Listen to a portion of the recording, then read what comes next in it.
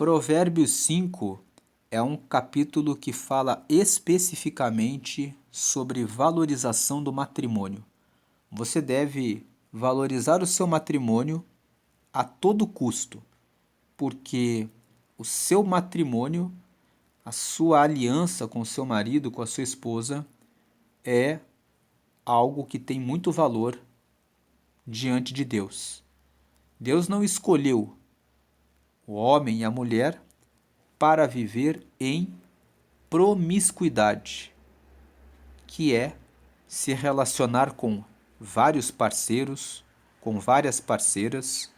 Deus, quando criou a terra, ele deu somente Eva para Adão.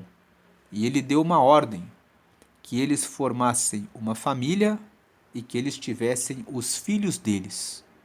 Quando você valoriza o seu casamento, quando você valoriza a sua relação, você prospera porque você amadurece. Assumir o compromisso de lutar pelo crescimento do seu relacionamento com o seu cônjuge, seja o seu marido, seja a sua esposa, faz que você enfrente desafios de aprender a lidar com as diferenças do outro, faz você crescer na capacidade de amar, porque as pessoas atualmente falam que amar é quando você olha para alguém e sente que saem borboletas do seu estômago. As pessoas dizem: "Ah, o meu coração bate forte. Ah, saíram borboletas no meu estômago." Mas isso se chama paixão.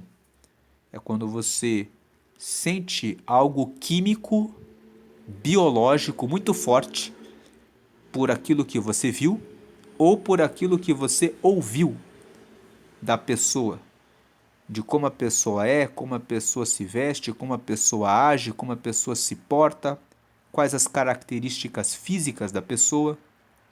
Só que tudo isso não é amor. Amor é o que está escrito em 1 Coríntios capítulo 13. Antes de lermos aqui o capítulo 5 de Provérbios, eu estou fazendo essa introdução porque isso vai facilitar a leitura de Provérbios 5.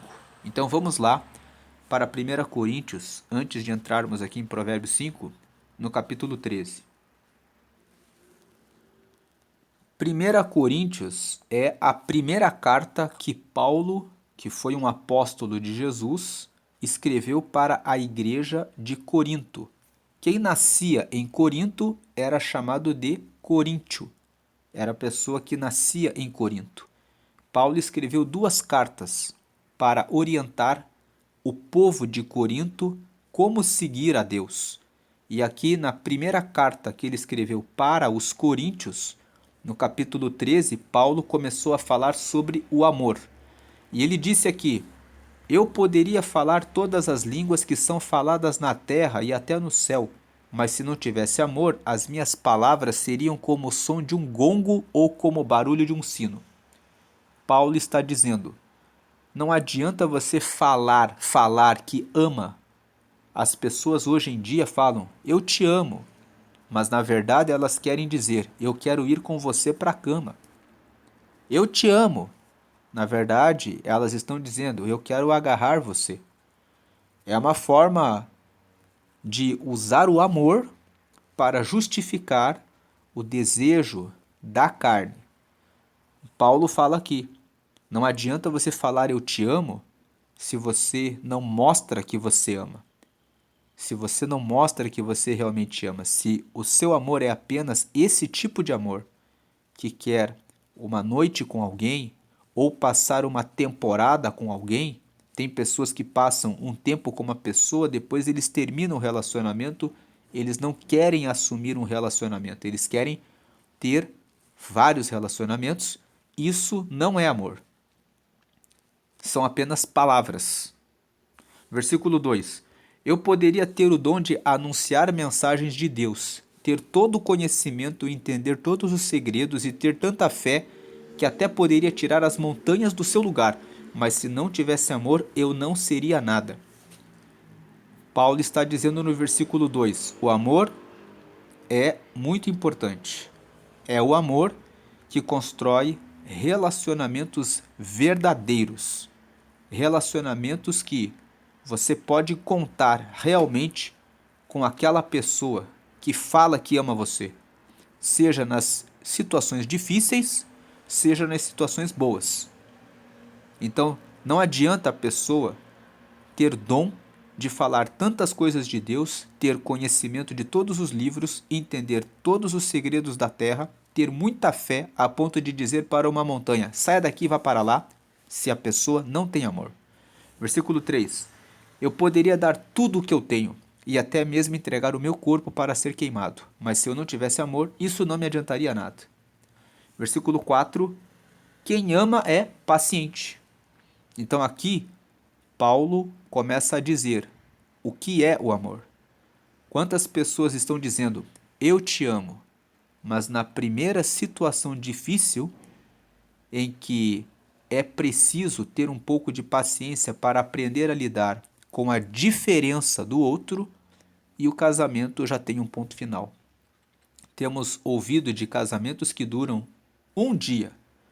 Outro dia vi uma notícia: o casamento que terminou de maneira mais rápida durou menos que 24 horas.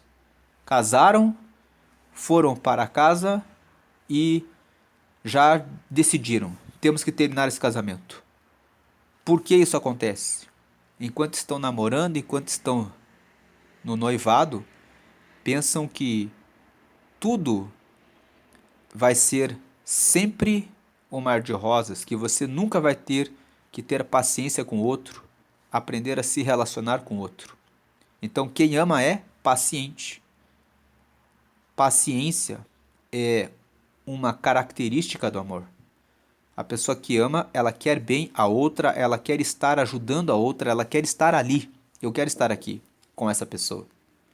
E também ele é bondoso. Ele é paciente porque ele é bondoso. Ele não olha aquilo que, na minha visão, é um defeito como algo que, agora eu tenho que pôr o fim no meu casamento. Ele olha com bondade. Quem ama não é ciumento. A pessoa que tem ciúme, ela não confia no seu cônjuge, no seu marido, na sua esposa. Nem orgulhoso. Tem aquele marido, aquela esposa que não dá o braço a torcer. Eu disse que era assim. Se não for do meu jeito, então não dá certo. E nem vaidoso. Tem o marido, tem a esposa que acha que é superior em relação ao outro. 5. Quem ama não é grosseiro, nem egoísta. O grosseiro fala das formas como falamos com o cônjuge. Tem pessoas que são grosseiras. Provérbios, no capítulo 21, vai dizer que a mulher que é briguenta e a mulher que é rixosa é melhor que você viva num canto isolado do que viver com ela. Então quem não ama, quem ama não é grosseiro, nem egoísta, não fica irritado, nem guarda mágoas. Versículo 6. Quem ama não fica alegre quando alguém faz uma coisa errada, mas se alegra quando alguém faz o que é certo. Versículo 7. Quem ama nunca desiste, porém suporta tudo com fé, esperança e paciência. 8. Amor é eterno. Existem mensagens espirituais, porém elas durarão pouco. Existe o dom de falar em línguas estranhas, mas acabará logo. Existe o conhecimento, mas também terminará. 9. Pois os nossos dons de conhecimento e as nossas mensagens espirituais são imperfeitos. 10. Mas quando vier o que é perfeito, então o que é imperfeito desaparecerá. 11. Quando eu era criança, falava como criança, sentia como criança e pensava como criança. Agora que sou adulto, parei de agir como criança. O versículo 11 é importante nessa questão do casamento. Temos que pensar se estamos sendo adultos ou se estamos agindo como crianças. Quando eu era criança, eu falava como criança, eu sentia como criança e pensava como criança. Tem pessoas que estão dentro do casamento e que estão sentindo como crianças. Estão sendo mimadas, estão querendo que o marido ou a esposa faça a sua vontade, muitas vezes egoísta, e dizendo assim: tem que ser do meu jeito. Você não é mais criança para sentir como criança. Talvez a sua mãe preparava uma refeição, um almoço, um jantar de um certo jeito e a sua esposa prepara de um jeito diferente, como ela aprendeu com a mãe dela.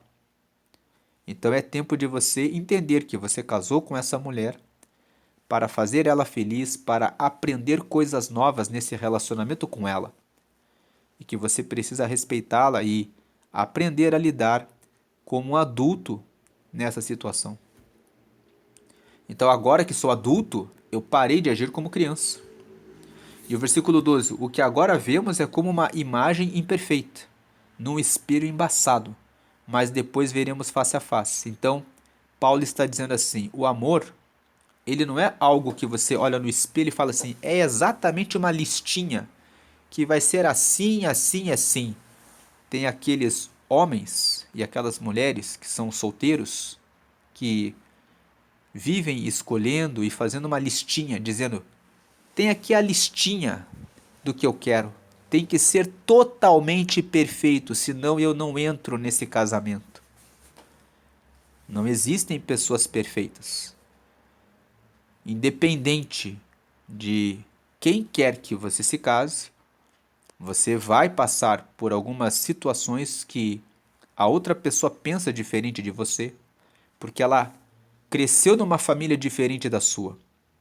Ela aprendeu coisas que ela vai levar pela vida dela, porque ela teve a história dela com a sua família, com os seus pais, com os amigos dela, antes de estar com você. Então o que nós vemos é como uma imagem imperfeita, num espelho embaçado. Você entra num casamento e você só sabe pelo texto de 1 Coríntios que o amor é isso aqui.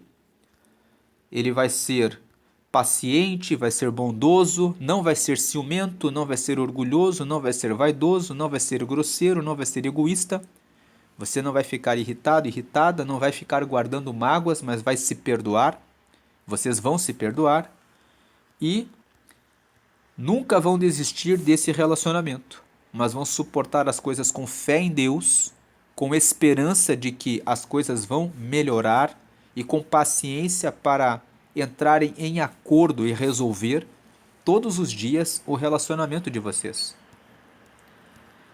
Então, ele fala que agora o meu conhecimento é imperfeito, mas depois eu conhecerei perfeitamente, assim como sou conhecido por Deus. Agora no versículo 12, Paulo entra em uma outra esfera do amor. Ele entra na esfera do amor divino. E ele diz: assim é o amor. E enquanto nós estamos aqui na terra, as coisas são imperfeitas. As coisas não estão completas. Mas vai chegar um tempo em que nós veremos a Deus e aí nós veremos perfeitamente o que é o amor. Porque daí estaremos diretamente com o próprio amor que é Deus. E aí no versículo 13 ele termina: portanto, ou seja, por tudo isso que eu falei, agora existem estas três coisas. Existe a fé, a esperança e o amor. Porém, a maior delas é o amor. Porque a fé, ela vai servir aqui para a terra. A fé exige que você alimente ela todos os dias para que você consiga prosseguir. A esperança também você precisa alimentar ela todos os dias para que ela exista, mas ela só existe aqui. Agora o amor, ele existe aqui e depois que nós morrermos, ele vai permanecer com Deus. Então, o amor é a coisa mais importante. Quando você tem amor, você alimenta o amor, você acredita que o outro vai melhorar. Você tem esperança de que vai ocorrer uma transformação e que as coisas vão ficar melhores. Então o amor é maior do que a fé e do que a esperança. Agora vamos voltar para Provérbios 5. E aqui em Provérbios 5, Salomão, que é o autor de Provérbios, que escreveu esse capítulo, inspirado pelo Espírito Santo, nos ensina: Filho, preste atenção no que eu digo com a minha sabedoria e compreensão. 2. Então você saberá como se comportar, e as suas palavras mostrarão que você tem conhecimento das coisas. 3. Os lábios da mulher imoral podem ser tão doces como mel, e os seus beijos tão suaves como azeite. 4. Porém, quando tudo termina, o que resta é amargura e sofrimento. Então aqui ele está dizendo: fuja do relacionamento com a mulher que quer entrar na sua vida quando você já tem a sua família. E esse versículo ele não é só para os homens. Ele também tem a recomendação para você que é mulher. Os lábios do homem imoral, os beijos dele, também podem ser agradáveis, mas quando tudo terminar, vai trazer amargura e sofrimento. Versículo 5. Ela está descendo para o mundo dos mortos. A estrada em que ela anda é o caminho da morte. 6. Essa mulher não anda na estrada da vida. Ela caminha sem rumo, mas ela não sabe disso. Então, o versículos 5 e 6 estão dizendo que a pessoa que é imoral, a pessoa que não respeita o casamento das outras pessoas, a pessoa que entra e procura um homem casado, o homem que entra e procura uma mulher casada, é alguém que está no mundo dos mortos, está sem luz de Deus. E o versículo 6, na parte final, traz uma informação. Essa mulher não anda na estrada da vida, ela caminha sem rumo, mas não sabe disso. Então o que o texto está dizendo é que tem pessoas que entendem que elas podem ter um relacionamento com quem elas quiserem. Outro dia, escutei uma mulher que disse assim: eu quero muito ser feliz e ter a minha própria família. Mas ela estava saindo com um homem casado. Então foi dito para ela: você sabe que esse homem é casado e que ele tem a família dele, que ele tem os filhos dele, e que você deve procurar um homem solteiro? Ela disse: mas ele disse que gosta de mim. Mas ele disse que quer ficar comigo. Então, se a mulher dele não está cuidando dele direito, então eu vou cuidar. Então, não há problema nenhum nisso, porque se eu amo ele e ele me ama, então eu posso ter esse casamento, não tem problema nenhum. Quando o versículo 6 fala, essa mulher não anda na estrada da vida, ela caminha sem rumo, mas não sabe disso, é disso que o texto está falando.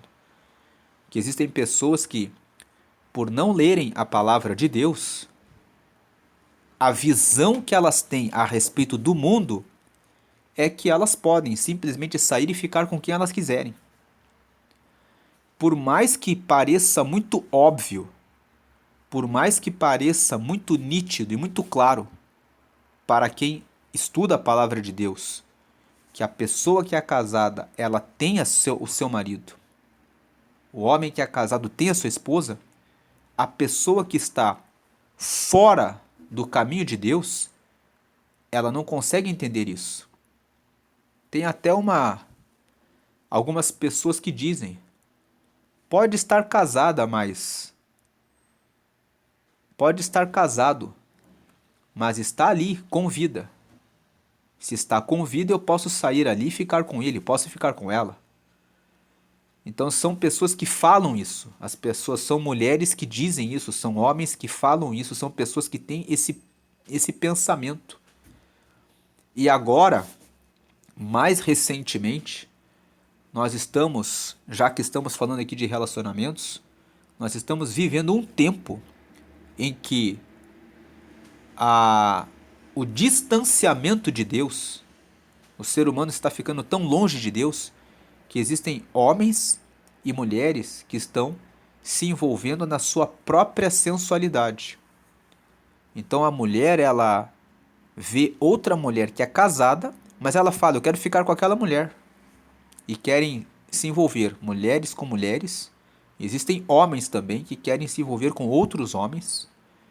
E agora, uma pessoa que está casada, uma mulher casada, concorre não só com outras mulheres, que são as imorais, mas também com os outros homens que podem querer dar em cima do marido dela. Assim como o homem que está casado com a sua esposa tem não só outros homens que podem dar em cima da sua esposa, como também outras mulheres que podem querer concorrer com ele. Paulo fala sobre isso. Ele fala que em Romanos, no capítulo 1, ele fala que as pessoas que ficam longe de Deus ficam entregues aos seus próprios pensamentos. E quando elas ficam só pensando nos seus próprios pensamentos, elas começam a pensar em coisas más, em coisas perversas. E algumas das coisas perversas que o homem e a mulher podem pensar é em se envolver na sua própria sensualidade. Vamos ler aqui, isso está em Romanos capítulo 1. Aqui em Romanos capítulo 1 é a carta que Paulo escreveu para a igreja que estava em Roma. Por isso que o nome dessa carta é Romanos. Ele escreveu essa carta para a igreja de Roma. Os que nascem em Roma são os romanos. Ele escreveu para eles explicando algumas coisas sobre o evangelho. E ele começou a falar aqui no versículo 16: Eu não me envergonho do evangelho, pois ele é o poder de Deus para salvar todos os que creem, primeiro os judeus e também os não-judeus. Versículo 17: Pois o evangelho mostra como é que Deus nos aceita, é por meio da fé, do começo ao fim. Como dizem as escrituras sagradas, viverá aquele que por meio da fé é aceito por Deus. Então, nós precisamos ter fé em Deus e acreditar na vontade dele. A vontade de Deus é que eu e você recebamos Jesus como nosso Senhor e Salvador, porque Jesus foi enviado por Deus para morrer na cruz, para derramar a salvação, para mim e para você. Nós somos pecadores, nós temos pecados. Todos os dias nós cometemos pecados. Nós mentimos, olhamos com olhar maligno em relação a alguma coisa, criticamos, julgamos, sentimos inveja, às vezes temos cobiça, às vezes enganamos em pequenas coisas. Enfim, nós somos pecadores. Às vezes sentimos raiva, às vezes temos dificuldade em perdoar alguma palavra que os nossos pais, o nosso próprio cônjuge disse para nós, ou às vezes o que os nossos filhos disseram, ou que algum colega de trabalho disse. Somos pecadores e realmente precisamos da misericórdia de Deus. Então Deus, ele quer que você aceite Jesus, que a gente aceite Jesus. Quando você aceita Jesus e você comete um pecado, você pede perdão e o seu pecado é lavado pelo sangue de Jesus imediatamente, instantaneamente. Então, quando você recebe Jesus, você recebe uma marca, o sangue de Jesus na sua vida. E quando você tem a marca do sangue de Jesus, quando você comete um pecado que é natural que nós cometamos pecado, aquele sangue de Jesus limpa e limpa e limpa do pecado. Isso não significa que a pessoa pode viver o tempo todo no pecado.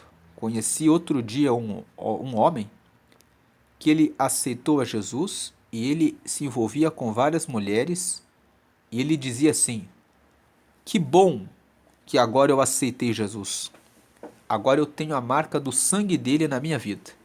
Então eu não canso de pecar e Jesus não cansa de me perdoar. Lá em Provérbios, no capítulo 28, no versículo 13, está escrito que aquele que confessa o pecado e o deixa, alcança a misericórdia. Então, a Bíblia traz uma revelação muito clara.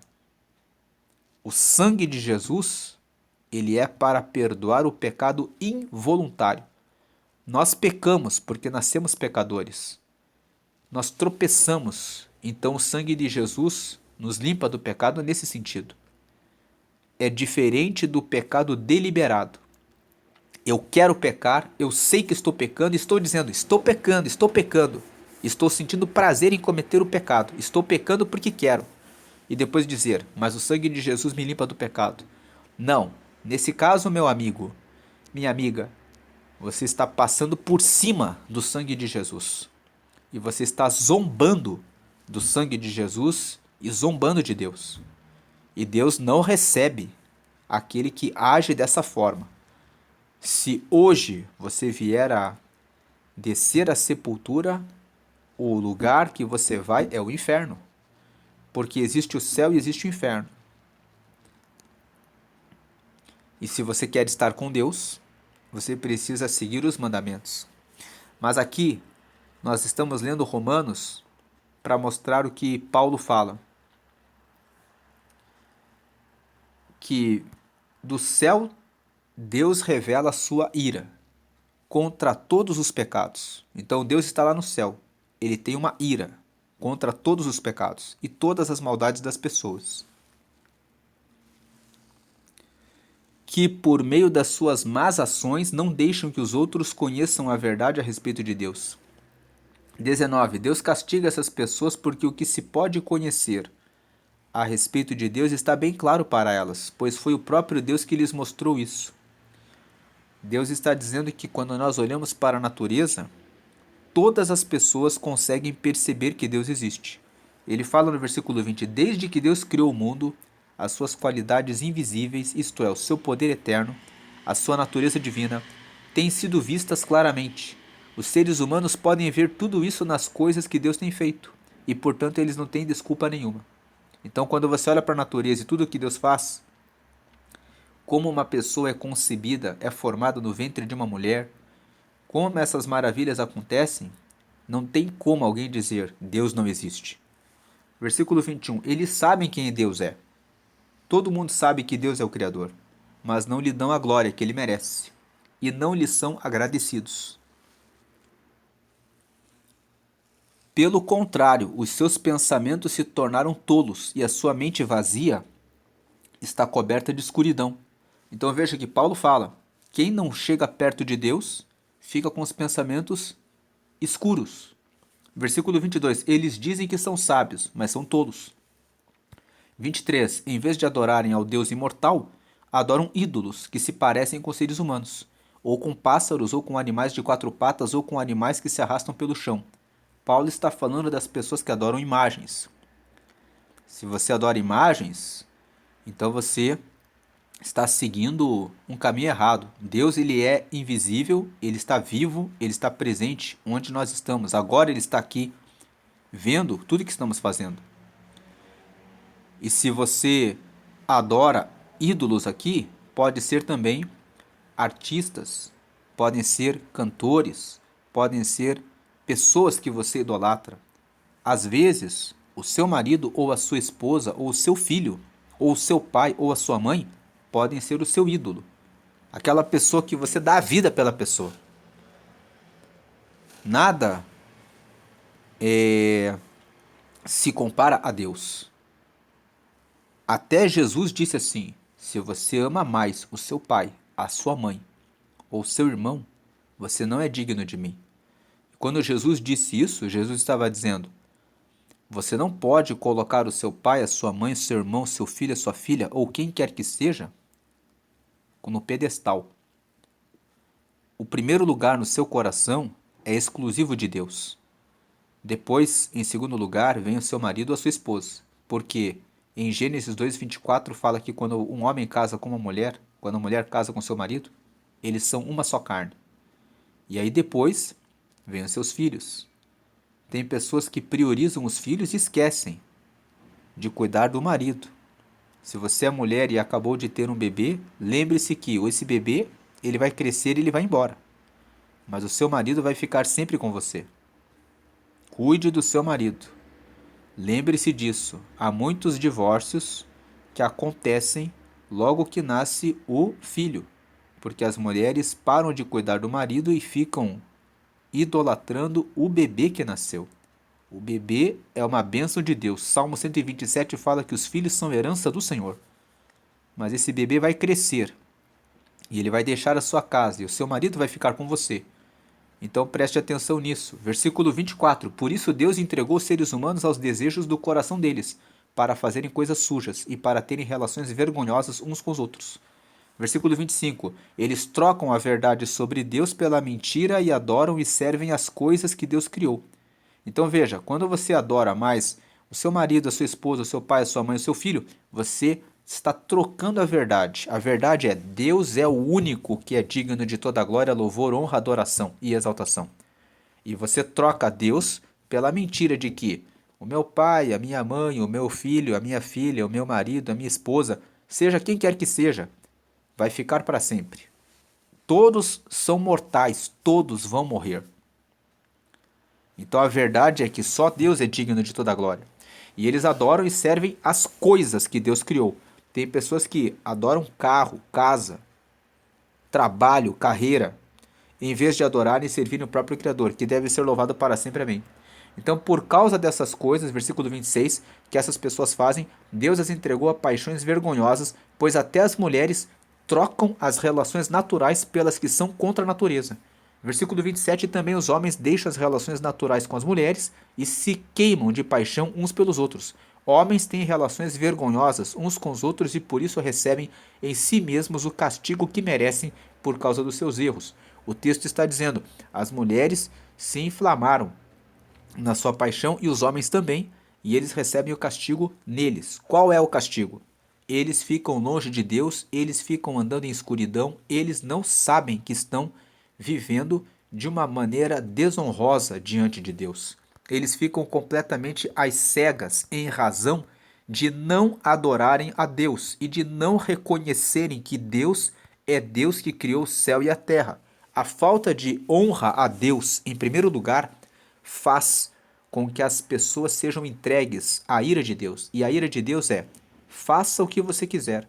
Então as pessoas começam a ter vários pensamentos, e esses pensamentos incluem mentira, adoração de ídolos e também se envolver com pessoas do mesmo sexo, porque os pensamentos se perdem quando o ser humano está longe de Deus.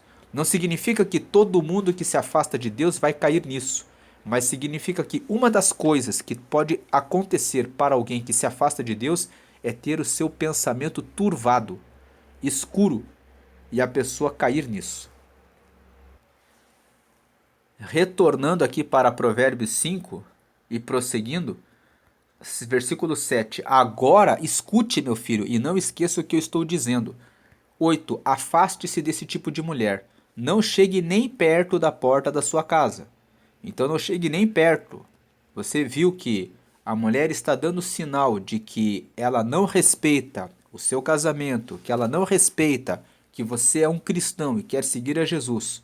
Também tem aquele que é solteiro. Se você é solteiro, a mulher imoral pode ser aquela mulher que é casada e ela vem até você dizendo que não tem problema nenhum. E pode ser também que o homem esteja casado e chegue até você, mulher, e diga: não tem problema nenhum. Versículo 9. Aqueles que não honram a Deus, eles vivem no escuro. Para eles tudo é possível. Versículo 9. Versículo 8. Afaste-se desse tipo de mulher, não chegue nem perto da porta da sua casa. 9. Senão, outros passarão a ter o bom nome que você tinha antes, e você morrerá ainda moço nas mãos de homens cruéis. Ele está falando aqui: se você se envolve com essa mulher que é imoral, a sua reputação fica destruída. Você pode se apegar muito a essa mulher, porque veja que o versículo 3 fala que os lábios da mulher imoral podem ser tão doces como mel, e os seus beijos são tão suaves como azeite. Então, você pode, e isso acontece com muitas pessoas, muitos jovens, eles se envolvem com uma mulher, acontece também com muitas jovens, elas se envolvem com um homem, né, que são pessoas que já são casadas, pessoas que são mais experientes, e daí elas ficam presas, carregadas com paixão, por aquela pessoa com quem saíram uma noite, ou saíram por um mês, ou 6 meses, ou um ano, ou 2 anos. São relacionamentos que duram pouco tempo, mas que parecem que marcam a vida das pessoas que passam por esses relacionamentos por uma vida inteira. Então o perigo é, você pode se envolver com essa pessoa e você pode ficar com as marcas pelo resto da sua vida. Versículo 10. Sim, pessoas estranhas tomarão toda a sua riqueza e o que você ganhou com seu trabalho acabará nas mãos dos outros. Aqui o versículo 10 fala a respeito de outro ponto. Quando você é casado, você começa a construir o seu patrimônio com a sua esposa, você com seu esposo. E o que acontece? Vocês financiam uma casa, compram um carro. No momento em que ocorre o divórcio, a primeira coisa que o casal pensa é: eu quero me livrar dessa casa o mais rápido possível, porque eu não quero ter nenhuma lembrança do que eu vivi aqui. Então, as pessoas começam a vender as suas coisas, a sua casa, as suas roupas, os seus quadros, tudo que compraram junto com outra pessoa por preços baratos. Tem até investidores nesse mercado. Tem pessoas que falam assim: outro dia conheci um corretor e ele disse isso para mim. Ele disse: a melhor coisa é você comprar imóvel de pessoas que estão se divorciando. O imóvel vale 100, a pessoa vende por 60. E ele falou assim mesmo, ele disse assim: eu fico só nesse mercado, procurando pessoas que estão se divorciando, porque daí eu ofereço metade do preço e eu consigo comprar a casa e eles vendem. Porque um não quer olhar mais na cara do outro e eles querem sair da casa o mais rápido possível. Então eu compro carro, compro casa de pessoas porque eles não querem mais. Quando você deixa de prestar atenção no seu casamento, muitos perdem o seu patrimônio. Perde-se muitas coisas. Por isso que o versículo 10 fala: sim, pessoas estranhas tomarão toda a sua riqueza, e o que você ganhou com o seu trabalho acabará nas mãos dos outros. Versículo 11. Você ficará gemendo no seu leito de morte, enquanto todo o seu corpo vai sendo destruído, pouco a pouco. Aqui fala das pessoas que caem em depressão. Ah, mas parecia que ia ser para sempre. E daí a pessoa fica anos num tratamento psicológico, num tratamento psiquiátrico, numa cama, em razão de dores, porque saí com aquela mulher, mas parecia que eu ia ficar com ela pro resto da minha vida. Mas acabou não ficando. Versículo 12. Então você dirá: como eu tinha raiva de conselhos, nunca aceitei conselhos de ninguém. 13. Não ouvi os meus mestres, nem dei atenção a eles. 14. Quase caí na desgraça diante de todos. Então veja, depois a pessoa vai dizer: bem que me falaram, bem que me disseram, bem que o pastor disse para mim para não fazer isso. Bem que o meu pai falou, bem que a minha mãe falou, só que eu não ouvi. Então eu quase caí na desgraça. Versículo 15. Seja fiel à sua mulher e dê o seu amor somente a ela. 16. Os filhos que você tiver com outras mulheres não lhe farão nenhum bem. Quantas pessoas tiveram uma saidinha, escaparam no relacionamento e aí tiveram um filho. Depois vem aquelas dores. A esposa fica em casa dizendo: tem lá um filho seu que é da outra mulher. Versículo 17. Fica uma mancha, uma marca que fica ali ferindo a sua esposa. Versículo 17. Os seus filhos devem crescer para ajudar você e não para ajudar os outros. Sem contar que o filho que você tem com outra mulher, ele vai ficar ali: não, meu pai não ficou com a minha mãe, ele ficou com a outra família. Então ele vai ser um filho que você vai cuidar e ele vai cuidar da outra mulher, que nem é sua esposa. Versículo 18. Portanto, alegre-se com a sua mulher, seja feliz com a moça com quem você se casou. Versículo 19. Amorosa como uma corça, graciosa como uma cabra selvagem, que ela cerque você com o seu amor e que os seus encantos sempre o façam feliz. 20. Filho, por que dar o seu amor a uma mulher imoral? Por que preferir os encantos da mulher de outro homem? Versículo 21. Deus sabe por onde você anda e vê tudo o que você faz. 22. As injustiças que um homem mau comete são uma armadilha. Ele é apanhado na rede do seu próprio pecado. Então veja, injustiça é fazer o que é errado. Na Bíblia, justiça é a vontade de Deus. Então, as injustiças é eu fazer coisas que são contra a vontade de Deus, as coisas que eu faço, que um homem faz, que são contra a vontade de Deus e que o homem mau comete, porque ele não quer andar na justiça, são uma armadilha. Porque ele faz aquilo que é contra a vontade de Deus e ele arma uma rede para ele mesmo. Ele vai ser apanhado na rede do seu próprio pecado. Versículo 23, ele morre porque não se controla. E a sua grande loucura o levará à cova. Então a pessoa perde a vida dela. Alguns perdem literalmente, dependendo da mulher com quem você sair. Se o marido dela for muito ciumento, tem marido que vai lá e mata o amante. Então tem alguns que morrem mesmo. E tem outros que morrem moralmente. Morrem porque às vezes se envolvem com a mulher e depois ficam apegados. Isso acontece com muitas mulheres também.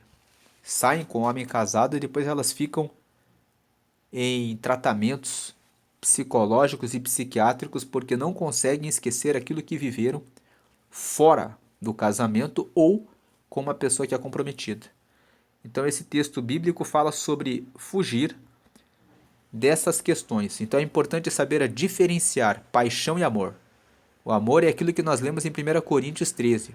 O amor ele é paciente, ele é bondoso, ele não é grosseiro, ele é sempre, ele é, ele é algo que permanece.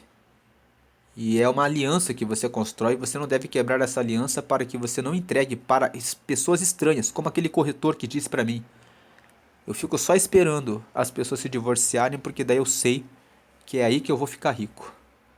Inclusive ele já disse assim, eu já estou ficando rico fazendo isso. Não entregue a sua vida para outras pessoas. Cuide da sua vida. Se você ainda não aceitou a Jesus, nós lemos lá em Romanos que as pessoas que não andam com Deus, não andam com Jesus, elas são entregues à ira de Deus para fazerem o que elas quiserem. E elas acabam caindo na escuridão e começam a pensar que é certo o que elas estão pensando. Se você quer ter um relacionamento com Deus, então você pode aceitar a Jesus agora. Aceita Jesus fazendo essa breve oração comigo. Diga assim: Senhor Jesus, eu te aceito como meu único Senhor e Salvador. Escreve meu nome no céu, no livro da vida, e me dá o teu Espírito Santo para me guiar até a eternidade. Amém. Com essa oração, você recebe Jesus. Quando você recebe Jesus, você recebe o Espírito Santo. E quando você recebe o Espírito Santo guia você pelo caminho certo. E você consegue acertar. Então, nessa oração, você pediu para que Jesus seja o teu Senhor. Você não é mais Senhor da sua vida, você não é mais Senhora da sua vida. A partir de hoje você vai orar e falar com Deus e colocar toda a sua vida na presença dEle, orar e pedir orientação dEle para que Ele lhe ajude. Você reconheceu que Ele é o teu Salvador, você reconhece que tem pecados. Quando nós reconhecemos que nós somos pecadores, Deus, Ele olha e vê, Ele reconheceu que precisa de mim. Então eu não vou deixar que ele, que ela ande nas trevas. Eu vou trazer a luz para ele, para ela poder ver o caminho certo. Então ele vai trazer a luz para a sua vida. Ele é o teu Salvador. Ele morreu na cruz pelos nossos pecados. E aí você pediu para escrever o seu nome no livro da vida, que é um livro que fica no céu. Então o seu nome está lá agora. E você pediu por último para me dar o teu Espírito Santo para me guiar até a eternidade. Então o Espírito Santo está com você agora. Entre em uma comunidade de fé, entre em uma igreja onde você se sinta bem, conheça pessoas que realmente seguem a Jesus, se batize nas águas. Quando você se batiza nas águas e você sai das águas, significa que você está nascendo para ser uma nova pessoa, uma nova criatura. E participe da ceia. A ceia é uma comunhão em que as pessoas pegam um pão, elas partem em pequenos pedaços, cada pedaço simboliza o corpo de Jesus que foi partido por mim e por você, e elas tomam um cálice com suco de uva que simboliza o sangue de Jesus que nos purifica de todo pecado. Ande com ele e seja uma pessoa que realmente cuida do seu relacionamento. Se você é solteiro, se você é solteira, procure uma pessoa que tem valores que seguem a Deus, para que você possa se alinhar com essa pessoa seguindo a Deus e tenha um casamento abençoado e que você reduz bastante possíveis conflitos no casamento. Conflitos todo mundo vai ter.